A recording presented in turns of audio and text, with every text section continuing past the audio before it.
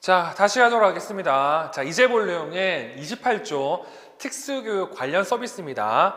뭐 다른 것도 마찬가지지만 여기 나와 있는 특수교육 관련 서비스 같은 경우는 주체가 누군지, 그리고 해당 행위를 무조건 해야 되는지 할 수 없는지를 좀 기억하시면 좋을 것 같습니다. 그리고 지금 이 28조 내용을 보시면요, 뭐 각급 학교의 장, 그리고 교육감이 해야 될 게 나와 있는데, 뭐 원칙은 없지만 이렇게 생각하시면 좋을 것 같아요. 기본적으로 각급 학교장이 그 자기 학교 관련된 일은 처리를 해야 되겠죠. 근데 처리를 할 때 비용이 발생하거나 아니면 해당 지역의 프로세스를 이용할 정도로 좀 큰 사업인 경우에는 누가 도와줄 수 있냐면 교육감이 도와줄 수 있다고 생각하시고 해당 내용들을 정리하시면 좋을 것 같습니다. 자, 그러면 먼저 1항 내용을 좀 보도록 할게요. 1. 교육감은, 중요한 건 교육감은 특수교육 대상자와 그 가족에 대해서 가족 상담, 부모 교육 등 가족 지원을 제공해야 된다. 재밌는 거는 여기 나와 있는 이 가족 지원은요, 특수교육 대상자뿐만 아니라 그 가족도 받을 수가 있습니다. 그럼 가족 지원에 뭐가 있냐면 가족 상담, 부모 교육이 있다는 거. 이건 어떻게 무조건 해야 됩니다. 그리고 이 교육감은 특수교육 대상자가 필요한 경우에는 물리치료, 작업치료 등 치료 지원을 제공해야 된다. 그래서 교육감이 해야 될 건 일단 가족 지원과 치료 지원은 제공해야 됩니다. 그리고 3항. 각급 학교의 장은 각급 학교장, 특수교육 대상자를 위해서 보조 인력을 제공해야 된다. 각급 학교장은 보조 인력을 제공해야 되는데 이 보조 인력 같은 경우는 당연히 돈이 들 거잖아요. 그래서 시행령 시행규칙을 보시면 이 돈과 관련된 내용은 당연히 교육감이 해주기로 되어 있습니다. 그리고 4항. 각급 학교 장애인, 특수교육 대상자의 교육을 위해서 필요한 장애인용 각종 교구, 각종 학습 보조기, 보조기기 등의 설비를 제공해야 된다 이렇게 돼 있죠. 기억할 건 장애인용 각종 교구, 각종 학습 보조기, 보조기기 같은 경우에도 각급 학교장이 제공해줘야 됩니다. 얘도 마찬가지로 이런 것들을 쉽게 할 수 있도록 교육청에 교육감이 마련해 주기로 되어 있습니다. 자, 그리고 5항. 각급 학교의 장애인 특수교육 대상자의 취약 변화를 위해서 통학 차량 지원, 통학비 지원, 통학 보조인력의 지원 등 통학 지원 대책을 마련해야 된다 이렇게 돼 있죠. 여기서 중요한 건 이거 지원을 마련을 해야 되고요. 이와 관련된 재원 또한 교육감이 이제 지원해 줍니다. 자, 그리고 6항. 각급 학교 장애인 특수교육 대상자의 생활지도 및 보호를 위해서 기숙사를 설치, 운영할 수 있다 이렇게 되어 있죠. 여기서 중요한 건 기숙사는 설치, 운영할 수 있습니다.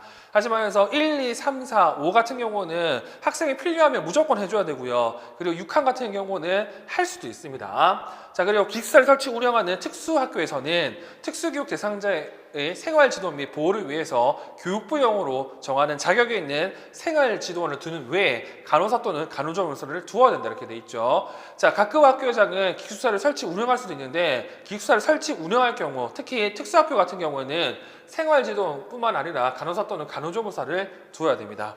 그리고 7항 제6항의 생활지도원과 간호사 또는 간호조무사 배치 기준은 일단 국립학교의 경우에는 교육부 용어로 공립 및 사립 같은 경우는 시도교육 규칙으로 정한다 이렇게 되어 있습니다. 자, 그리고 8항 각급 학교의 장애인, 각급 학교에서 제공하는 각종 정보를 특수교육 대상자에게 제공할 경우 특수교육 대상자의 장애 유형에 적합한 방식으로 제공해야 된다 이렇게 되어 있죠. 얘도 마찬가지로 각급 학교 장은요, 어떤 거? 각종 정보를 유형에 맞게 제공해야 됩니다. 그리고 관련된 내용 같은 경우는 당연히 시행령, 시행규칙에 다 적어놨겠죠.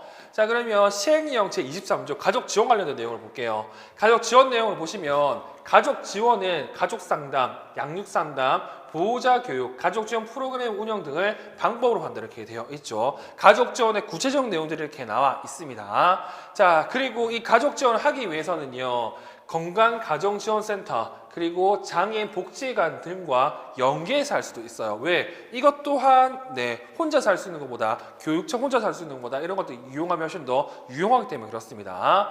자, 그리고 시행령 24조 치료지원 같은 경우도 이렇게 얘기했죠. 자, 치료지원 같은 경우에는 일단 어떻게 해야 한다고? 의료기사 등에 관한 법률, 그리고 자격기본법에 따라서 공인한 이렇게 민간자격 또는 국가공인자격증 사용으로 할 수 있습니다. 그리고 이 교육감 또는 특수학교의 장은요, 지원센터 또는 특수학교에 치료실 설치 운영할 수 있다고 되어 있죠.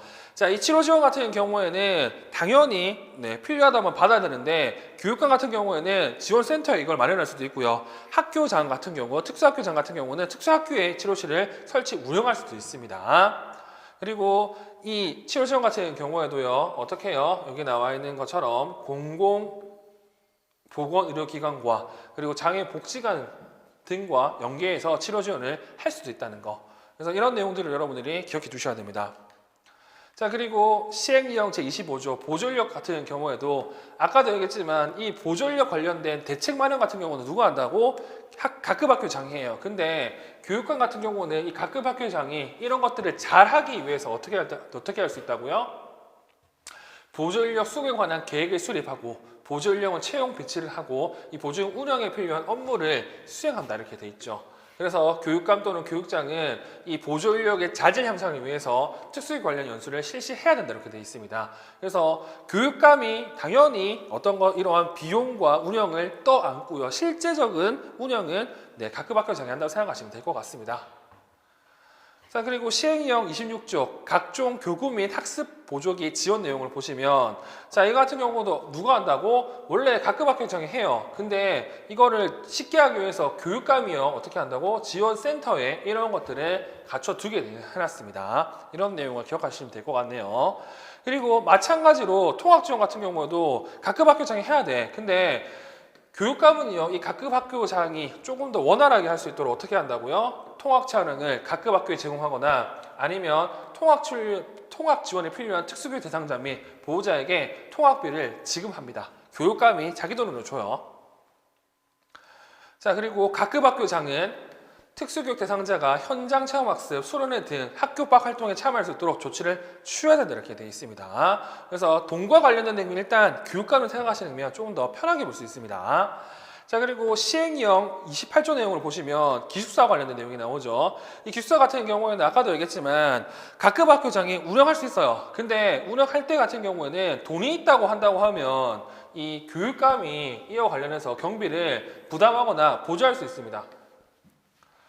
그리고 시행령 29조 같은 경우 요즘엔 시험 문제 꽤 나오는데, 이 지금 얘기했던 특수교육 관련 서비스 말고 다른 또 관련 서비스가 있죠.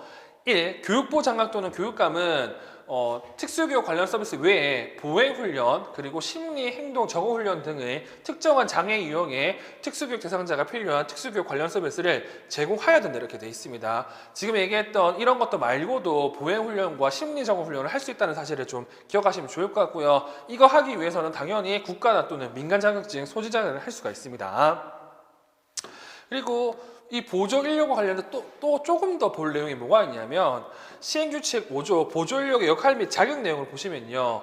자, 학교에 배치되는 보조인력은 교사의 지시에 따라, 이게 제일 중요해요. 교사의 지시에 따라서 교수학습 활동과 신변 처리, 그리고 급식, 교내 활동, 등하교 등을 어떻게 보조하는 역할을 담당한다 이렇게 돼 있죠. 그래서 여기 나와 있는 보조인력은요, 교수학습 활동, 신변 처리, 급식, 교내 활동, 등하교 등을 보조할 수 있습니다.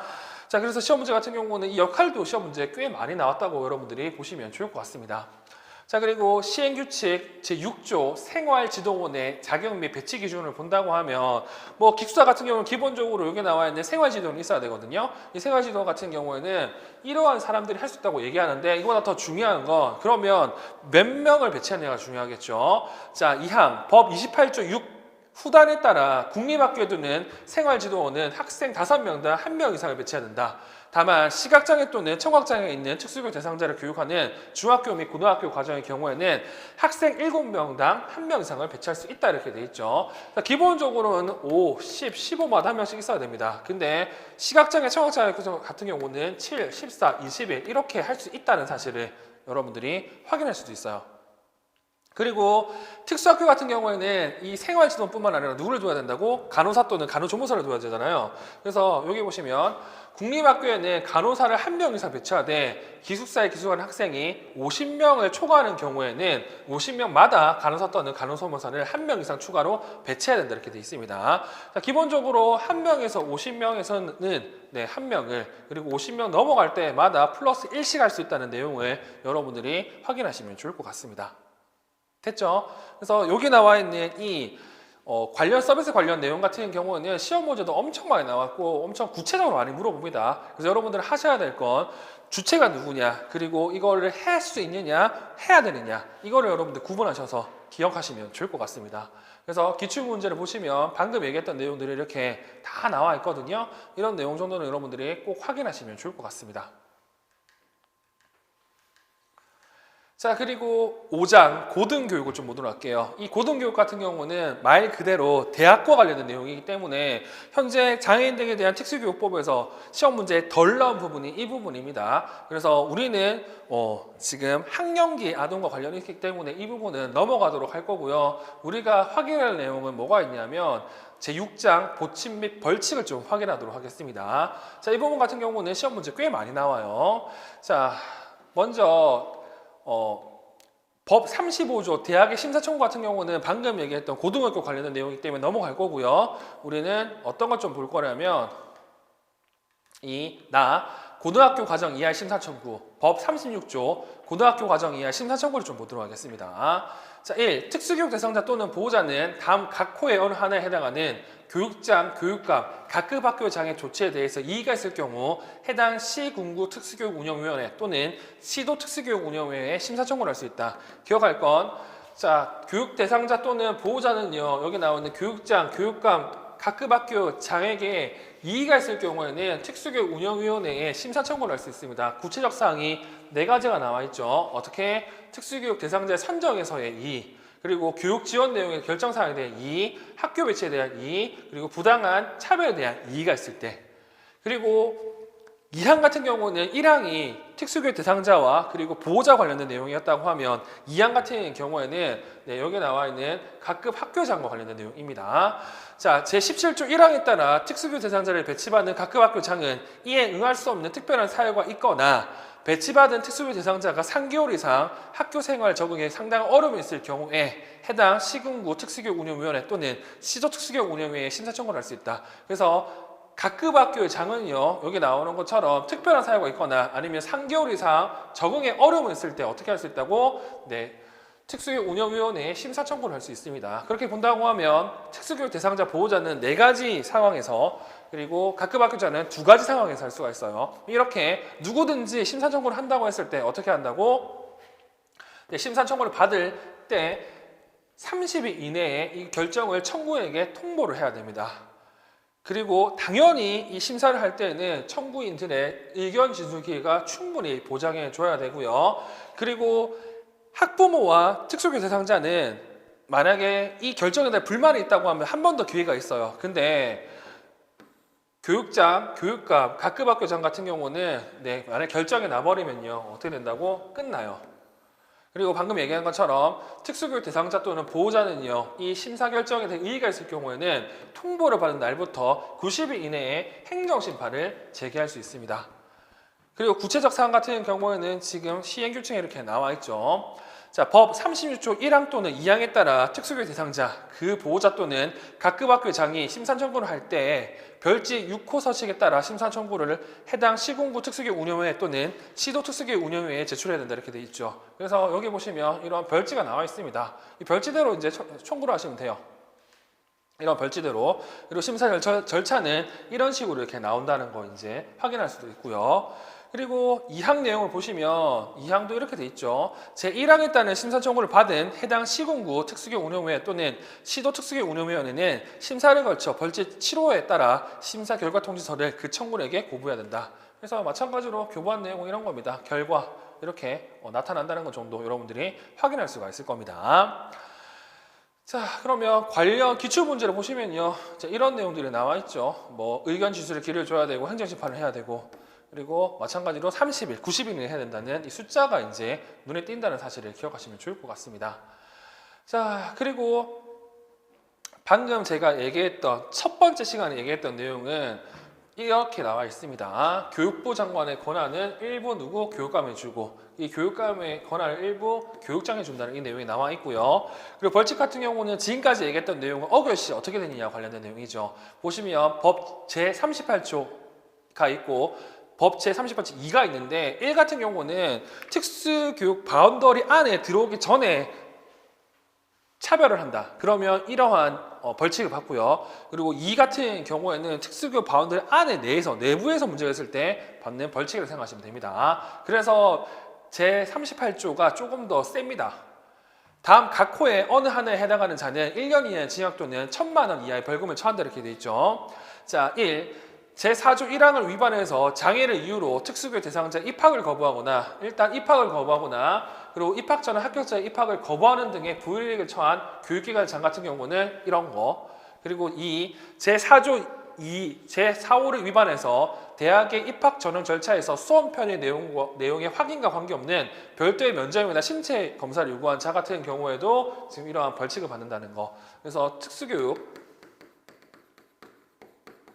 받기 위해서 이렇게 노력을 할 때 차별을 하면 이러한 징역, 이러한 벌금을 받는다는 사실을 기억하시고요.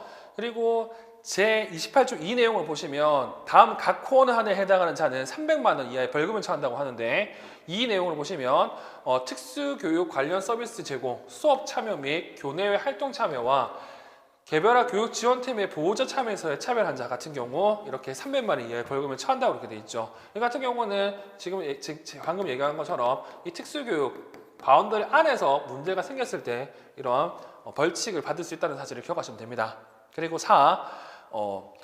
제4조 제2항 제5호를 위반해서 입학 전학 및 기숙사 입소 과정에서의 비장애 학생들에게 요구하지 않는 보증인 또는 사회학습 지출을 요구하는 자도 마찬가지로 이러한 벌칙을 그리고 학생 지도에 있어서 장애인 차별금지 및 권리구조에 대한 법률을 위반한 자 같은 경우도 이러한 벌칙을 받을 수 있다고 이제 얘기를 합니다. 이런 것들이 이제 지금 시험 문제 나올 가능성이 높은 것 중에 하나입니다. 왜냐하면 방금 얘기한 것처럼 그 차별금지 부분이 이제 시험 문제 많이 나왔거든요. 그와 관련된 내용이 이 벌칙과 관련이 있기 때문에 이 벌칙 내용들을 여러분들이 좀 잘 기억하시면 될 것 같네요.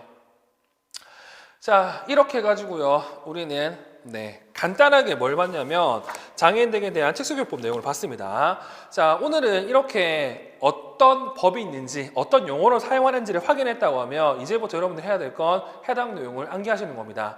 어떻게 암기해야 되느냐, 일단 일정 시간 동안은 시간을 정해놓고요. 하루에 10분, 하루에 20분, 30분 정해놓고 특정 내용까지 그냥 읽으시면 됩니다. 그리고 한두 번 정도 본 다음에 어떻게 한다? 그 특정 내용들의 중요한 내용을 빈칸을 뚫어가지고요. 그 단어를 먼저 외우시고요. 그 다음에는 구를 외워야 되고 그 다음에 문장을 외우는 이러한 스텝 바이 스텝으로 한 걸음 한 걸음씩 여러분들이 해당 내용을 기억해 주셔야 되고 그리고 이 기억을 돕기 위해서 제가 유튜브에다가 이렇게 성우분을 제가 섭외를 해서 해당 내용을 녹음한 내용이 있거든요. 그걸 통해서 속도 조절을 통해서 여러분들이 필요한 속도에 맞게끔 해당 내용을 들으신다고 하면 잠이 올 때라든지 아니면 이동 중에 들으신다고 하면 훨씬 더 효율적으로 공부할 수 있을 것 같습니다. 그리고 결국에는 뭐 해야 된다고? 3단 비교표 내용을 다 외우시고요. 그 3단 비교표 관련된 빈칸 자료를 여러분들이 뚫고 그 빈칸 자료에 해당 내용을 쓸 수 있으면 기출문제 그리고 시험에 나올 내용은 틀리지 않을 겁니다. 이렇게 이제 여러분들이 준비하시면 좋을 것 같아요. 자, 그러면 오늘 수업 여기까지 할 거고요. 늘 하는 말 있잖아요. 오늘도 재미없는 수업 들어서 감사하고요. 내일도 최선을 다하겠습니다. 수고하셨습니다.